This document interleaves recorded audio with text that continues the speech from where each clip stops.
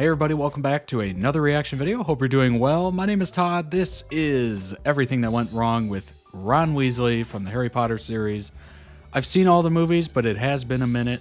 This is requested by a Patreon subscriber. You too can join the Patreon. Link down below in the description will get you there. Throw a like on the video if you like it. Subscribe to the channel if you're new here. Hit that notification bell. That way you know when videos post immediately. You can come check it out, and let's go.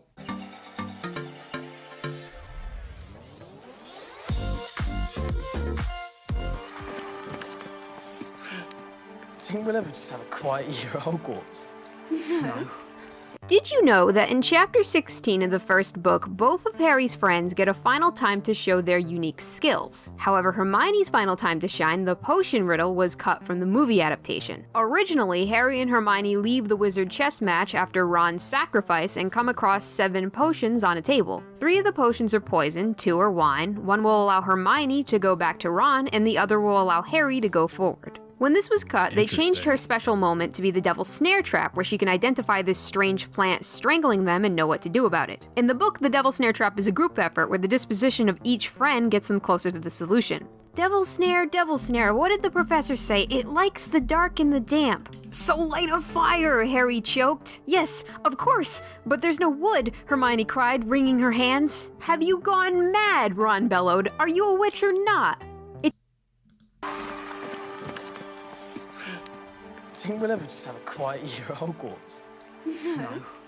Did you know that in Chapter 16 of the first book, both of Harry's friends get a final time to show their unique skills? However, Hermione's final time to shine, the potion riddle, was cut from the movie adaptation. Originally, Harry and Hermione leave the wizard chess match after Ron's sacrifice and come across 7 potions on a table. 3 of the potions are poison, 2 are wine, 1 will allow Hermione to go back to Ron, and the other will allow Harry to go forward. When this was cut, they changed her special moment to be the Devil's Snare Trap, where she can identify this strange plant strangling them and know what to do about it. In the book, the Devil's Snare Trap is a group effort where the disposition of each friend gets them closer to the solution. Devil's Snare, what did the professor say? It likes the dark and the damp. So light a fire, Harry choked. Yes, of course, but there's no wood, Hermione cried, wringing her hands. Have you gone mad, Ron bellowed. Are you a witch or not?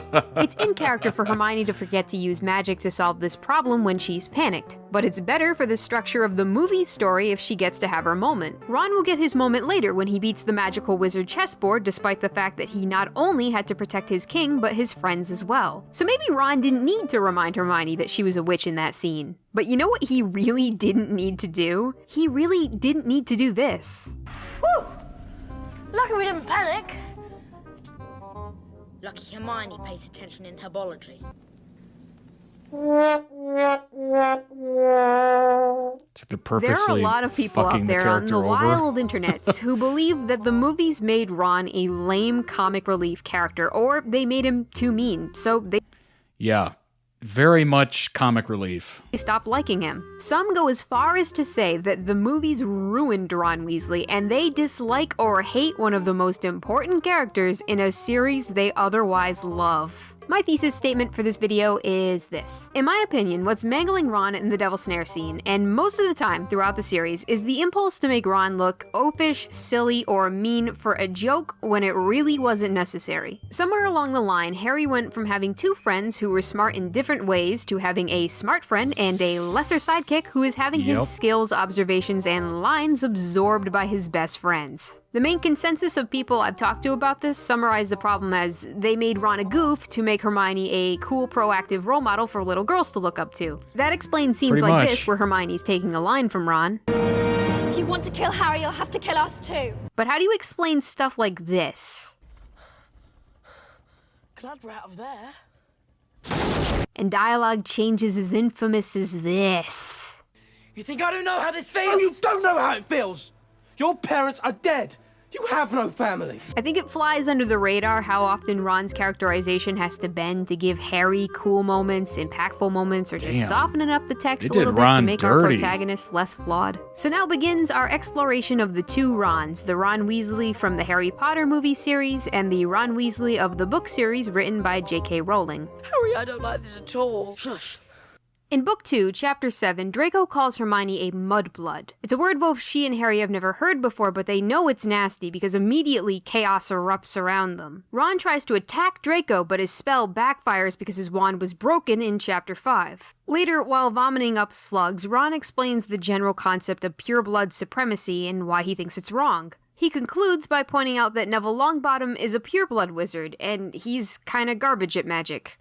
Currently. In the movie, Ron spends the scene vomiting slugs.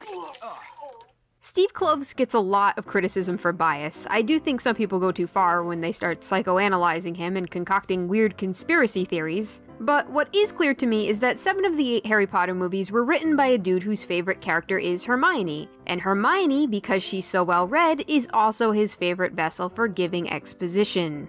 Should Ron get this moment using his unique background to serve as a cultural ambassador? I don't know. The scene's kind of about Hermione, right? Isn't it more sad if she explains it? Ron's busy with his slug vomiting. Let's just use him as comic relief. It's not a big deal. Hermione probably read about it in a book. You know, I never really thought about this after watching those. I was pretty young when they came out. But, yeah, Ron was very much kind of the goofball comic relief character who just kind of happened into things.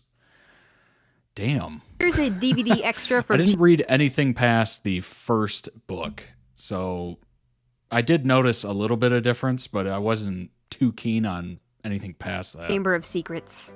Steve, Hermione is a character who you've said in the past is one of your favourites. Does that make her easier to write?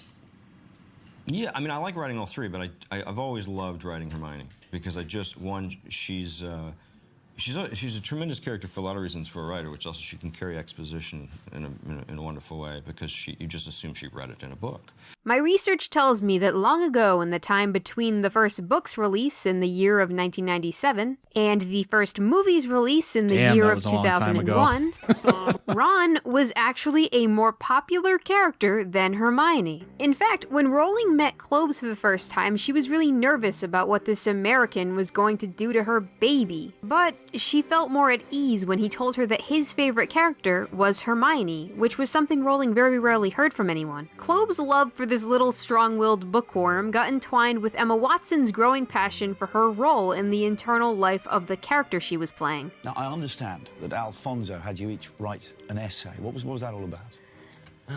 Well, actually, I didn't. I never did this.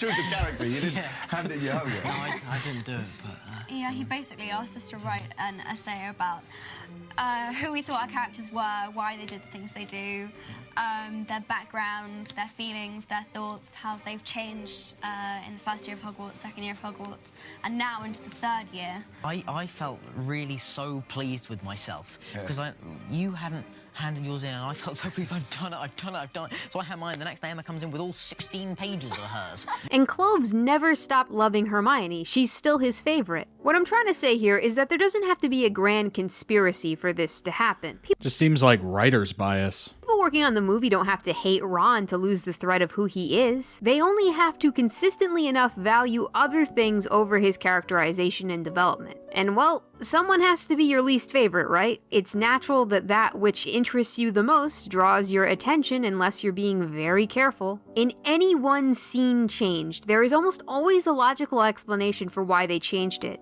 It's just one of those things where you don't notice how far you've drifted until you take a step back. I thought you said, you know who my favourite character is? And I thought, oh, you're just going to say Ron. Yeah. And I love Ron. But Ron's so easy to love. He's so easy to love. You know, everyone loves. Who couldn't love Ron? And I thought, okay, you love Ron. And then okay, and then you said... Hermione. I'm going to bed before either of you come up with another clever idea to get us killed. Or worse. Honestly, they ended up making Hermione seem like the know-it-all who just kind of, for lack of better words, shit on both Harry and Ron. And Ron was just kind of... Ron was very much the current Marvel Cinematic Universe comic relief. They always have to add jokes to try to dumb it down or make it more relatable to kids, maybe. I don't know what their reasoning of that was, but maybe they felt like yeah, if we just do the books, it'll be too straight-laced. It'll be boring for younger kids. So we got to add some goofiness, some lighthearted moments to really shake things up. I don't know exactly what they were thinking, but yeah, I never really sat here and thought about it. But now that I am, I'm just like, damn, Ron was such a waste of a character. Expelled. And Hermione was way overpowered. She came off as a total you-know-what. When I examine how Ron and Hermione changed through the adaptation, Especially in the first I think movie. about their friendship and eventual romance and marriage. Honestly, I think Harry Potter doesn't have super strong writing behind its romantic subplots. But the movies could see ahead of time how people were reacting to the books, so they had a chance to steer into the skid and try to make it better. Let's see how they did. Has Ron gone to bed? Not yet. No. Shoelace.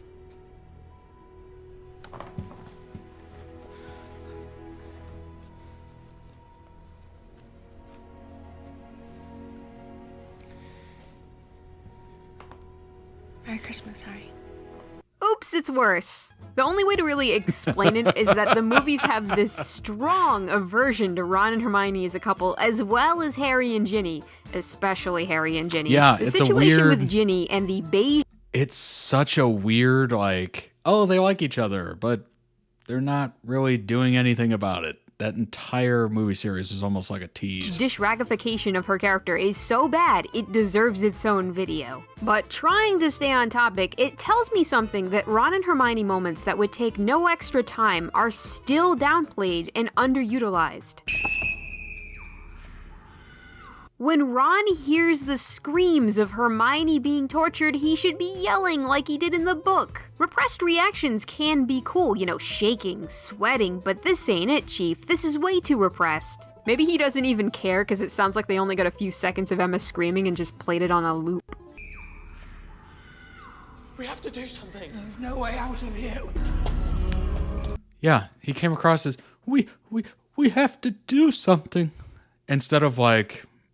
being like upset and like mad and like, let's find her. We have to do something. Like what? Oh, you can't fool me. That's a bloody Ron tape weak. recorder. Throughout the series, Very Ron weak. and Hermione bicker a lot. But when I reread the books and remember all the random little things they start bickering about, these exchanges don't come off to me as a failure in them being able to get along. It comes off more like they're bored and that this is fun to them. Hermione can be intolerant of certain personality types. She also loves to debate. She's argumentative. Ron is one of the few people that Hermione... Not a pleasant person to be around.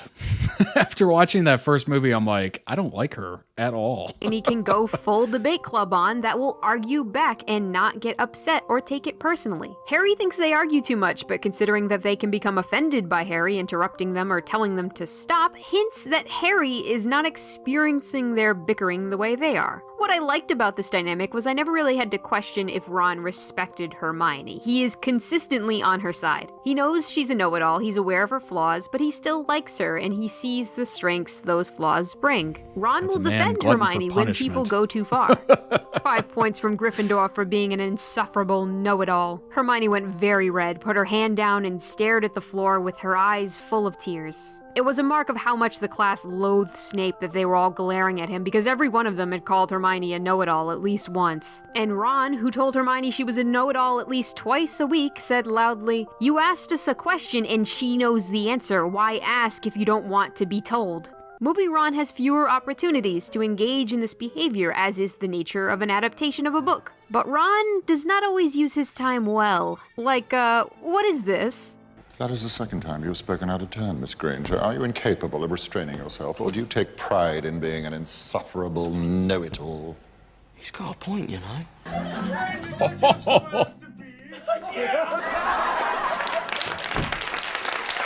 I hate it. I don't like it. I'm not a fan of it. I'll go easy on you. Thanks, Ron. Wow, they just totally flipped that. That's crazy. You know, I thought when they would try to adapt books or plays or something like that, they would at least try to make it somewhat accurate to the source material. Like, what is that? Why would you take something that's obviously successful and then try to transform it and change it into something it's not? I get time restraints and time restrictions, but you're also messing with the entire character flow that people have grown to like and love. Book Ron is aware past get it. book 1 that Hermione is hyper competent in magic. I've been emasculated by losing to a girl at something being a dude gave me no advantage in. I let her do that. It's good manners, isn't it? It's completely intentional. Did you see me disarm Hermione, Harry? Only once, said Hermione, stung. I got you loads more than you got me. I did not only get you once, I got you at least 3 times. Well, if you're counting the one where you tripped over your own feet and knocked the wand out of my hand. This is actually the movie Steve Kloves didn't work on. Although I guess you could argue his characterization was already set in stone at this point. Book Hermione is pretty canonically the one who is the most skilled with magic on a technical sense. She has by-the-book perfect form, and she's the best at wandless magic. She's not really the best at fighting because she has a hard time functioning under the pressure of real danger. But yeah, anyway, Book Ron is not threatened by her in this chapter. Ron is happy about being able to win a few rounds against Hermione because he knows she's talented. And Hermione is being a sore loser about the few times she lost. Ron and Hermione get into a couple of notable fights throughout the series, like their fight in Prisoner of Azkaban. I'm warning you, Hermione. Keep that bloody beast of yours away from Scabbers, or I'll turn it into a tea cozy. It's a cat, Ronald. What do you expect?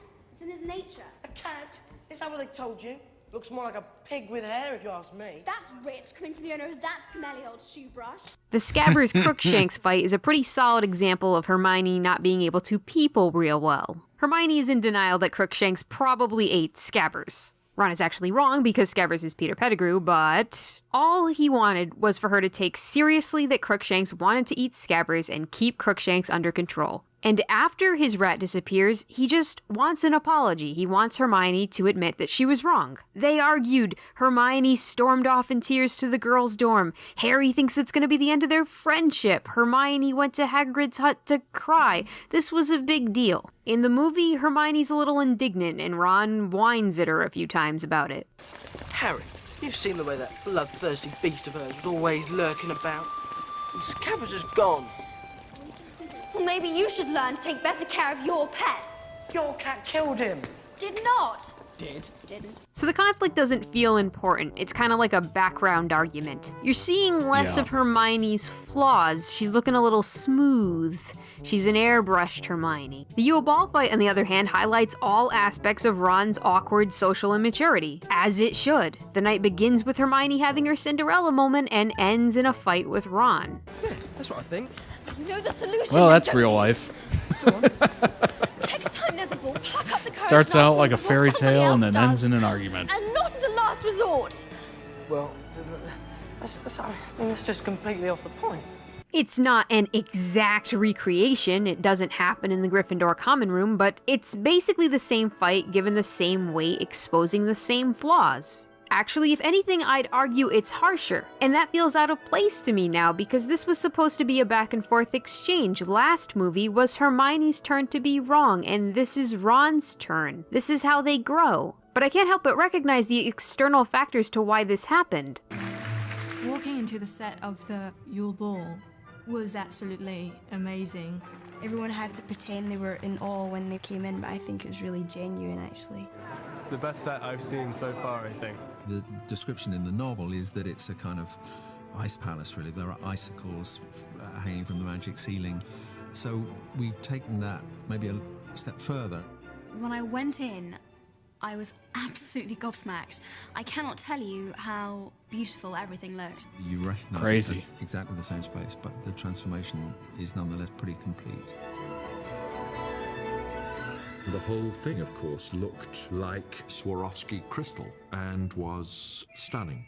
Two people fighting about a rat and a cat is a very simple, personality-driven conflict. It's not really as exciting as a winter ball at Hogwarts where, ooh, everyone has to find a date, oh, romance, oh, coming-of-age stuff. Turning the Great Hall into a frozen wonderland was a massive undertaking. Look at this set! Look at all this stuff! Look at all these costumes and all these people who have to learn to dance. They wrote this scene to have some weight. They were really proud of this. They put a lot of work into this scene that is barely 10 minutes of the movie. But then you have to take a step back. This more perfect version of Hermione is not helping this dynamic. It starts looking less and less like they're growing up and trying to become their best selves together, and more like this smooth Hermione is either trying to fix Ron or is waiting for him to become a smooth Ron. And that's kind of sad, right? Both for the characters and the fans, but also for Cloves. He said one of the reasons that he was so drawn to Hermione was because he saw her as the outcast of the outcasts. It's Leviosa,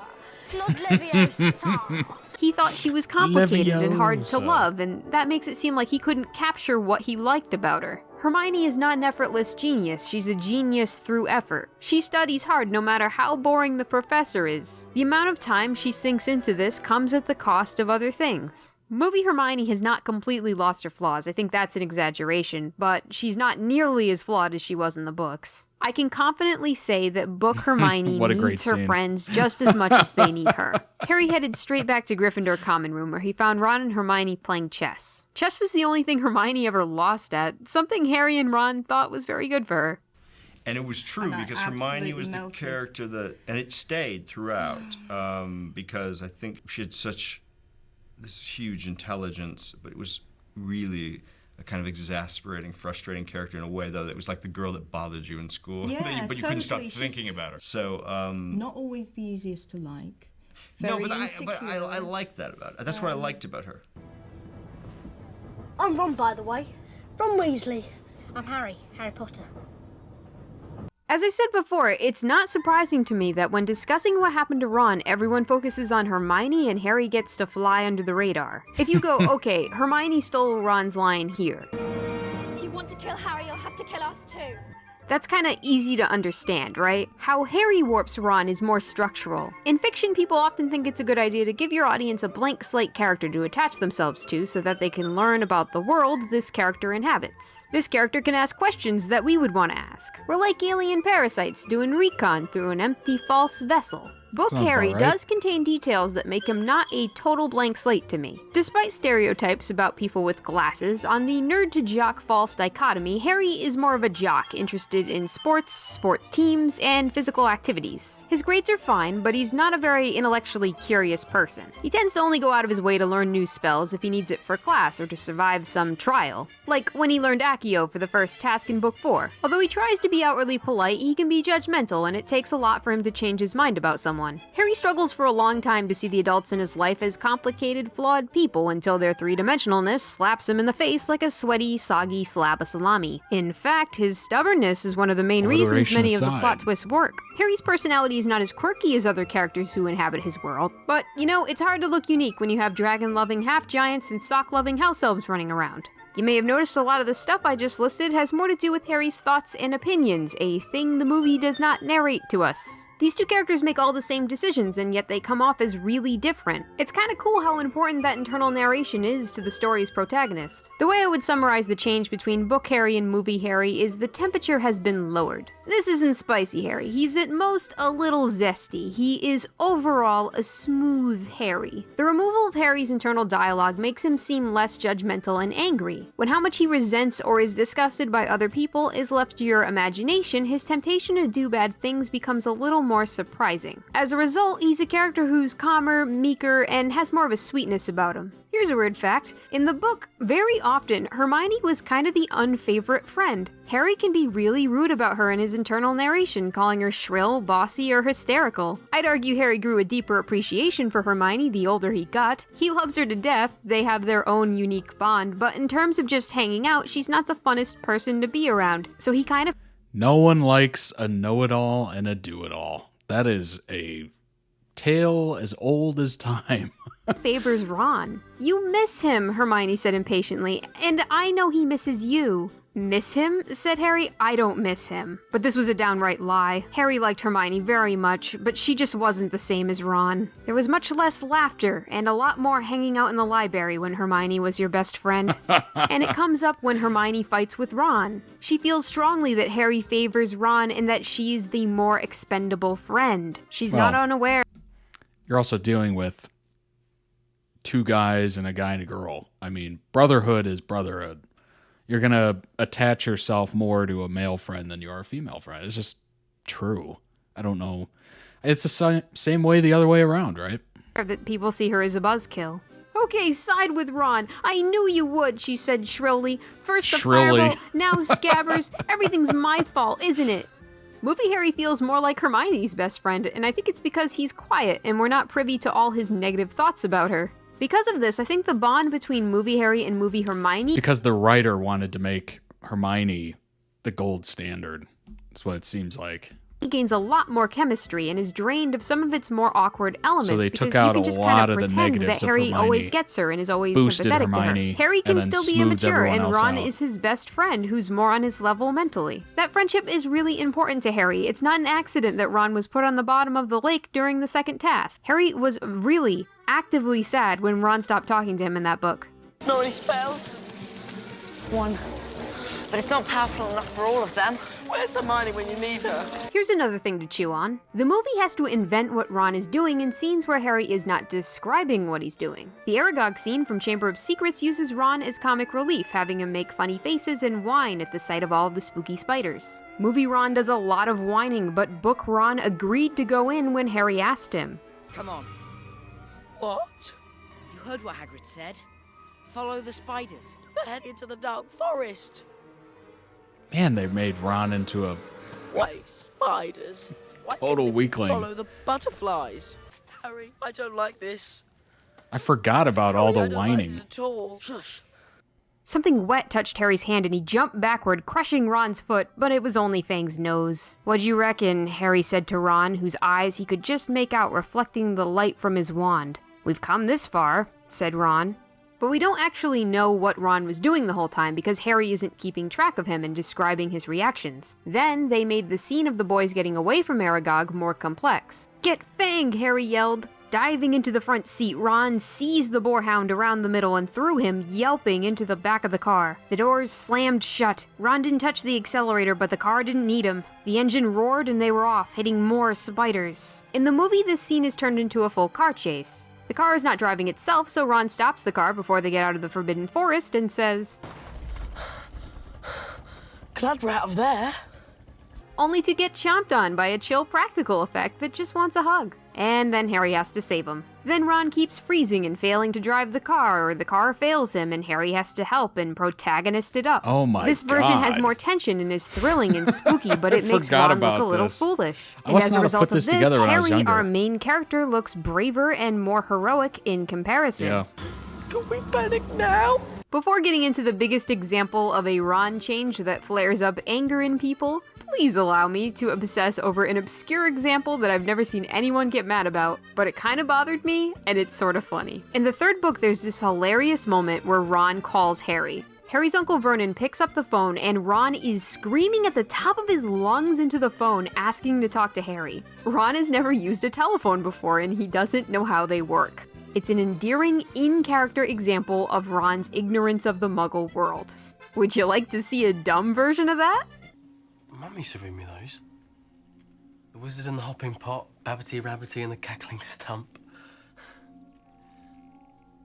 Come on. Babbity Rabbity? No?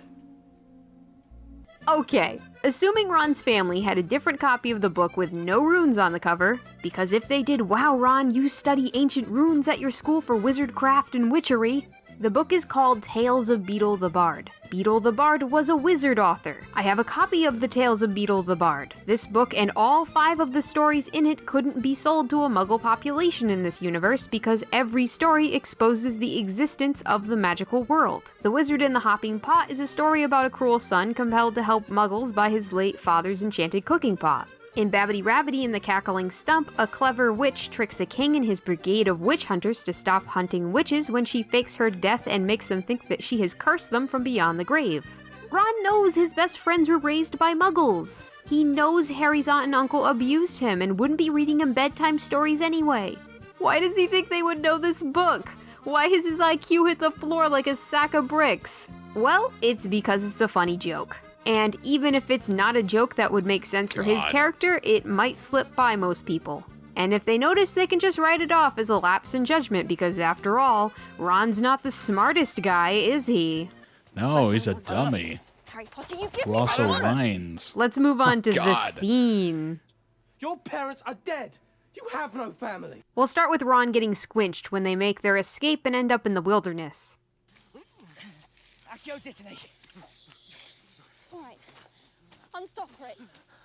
Hermione is on. I know, just do it. I actually love this. I think it's sad. I feel the urgency. It makes me uncomfortable. I think all three of them did a great job. But Harry Potter and the Deathly Hallows Part 1 is a PG-13 movie, so there isn't a lot of blood. The injury isn't the nicest thing to look at, but it's not the same thing as finding Ron unconscious soaked in his own blood. The text describes that a chunk of his arm is just missing, as if cut off by a knife. Harry has learned about squinching, but he can only think of it as something comical. The reality is extremely grisly. The Dittany is all Hermione dares to do to heal Ron. She's afraid that if she starts casting spells, she might kill him. The effect of Dittany and what it does is not explained to the movie's audience. Dittany accelerates the time on the wound. It makes it several days older, and that's all. When I read Deathly Hallows, I feel stressed about the fact that Ron never really recovered from his injuries. Here, he seems sore and demoralized, but I think that if you'd only seen the movies, you wouldn't understand what, if any, limitations there were to how much Harry and Hermione could heal Ron. The urgency of Ron's healing is heavily tied to the food issue.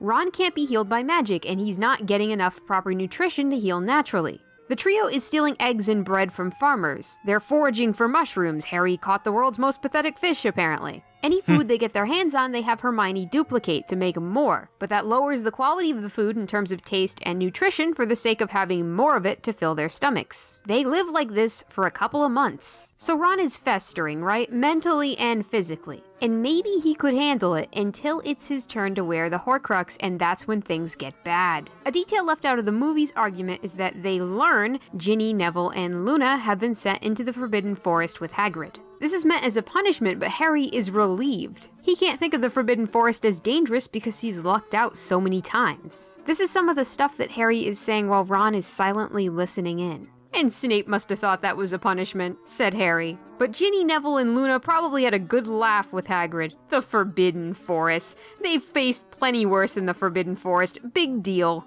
So the original fight starts off almost word for word the same. But then Harry has an I'm sorry thrown in. I'm sorry, but I don't quite understand. Then the word mummy is switched to mum, dulling the humiliating sting of this comment. You thought you'd be back with your mum by Christmas? I just thought, after all this time, we would have actually achieved something. Ron's line, "We thought you knew what you were doing," as in he and Hermione, turns into, "I thought you knew what you were doing." I thought you knew what you were doing. I thought Dumbledore would have told you something worthwhile. After Ron's awful comment, Harry tries to tackle him. And then he tells him to leave, which seems like a natural conclusion to this conversation because it's already escalated to violence. Book Harry tells Ron to go home 3 times during this argument. And then there's the line that I keep mocking. You think I don't know how this feels? Oh, you don't know how it feels! Your parents are dead. You have no family.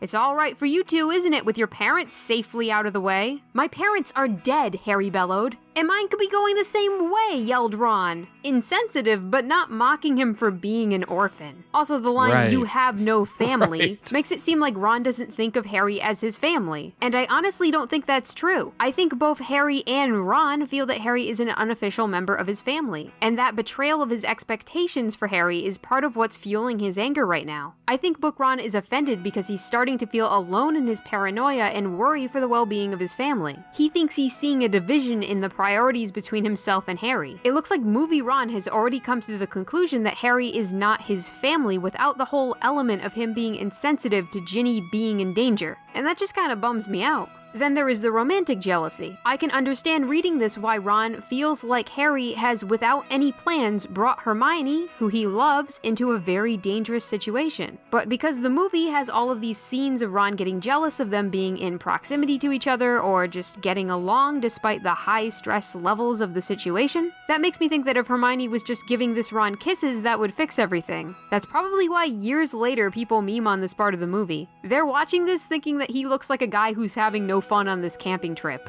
There's something really ironic to me about Ron, a character who's supposed to be overcoming these feelings of inadequacy because he's overshadowed in life by his exceptional brothers and by his exceptional friends, being overshadowed by the movie's writing. Yeah. Anyway, I'd like to announce my Patreon. Which brings me to my second announcement. A special thanks to Jake Colburn, my first patron, who found my Patreon before I announced it. I made my Patreon when the website announced that if you wanted to get in on the whole founder's fee rate, you had to make an account that day. Link down below in the description for the original video. Go throw it some love. I think the video creator came up with a great argument that there was such a vast difference in the portrayal of Ron, Harry, and Hermione, all from the books. But that's just kind of typical, right? As I said earlier, adaptive work is usually modified. Somebody has a vision, somebody wants to elevate others, take down others a couple notches, change the personality a little bit. That happens all the time. Was Ron made into a weakling who whines a lot? Yes, absolutely. Was Harry made into this like shell of a character? Absolutely.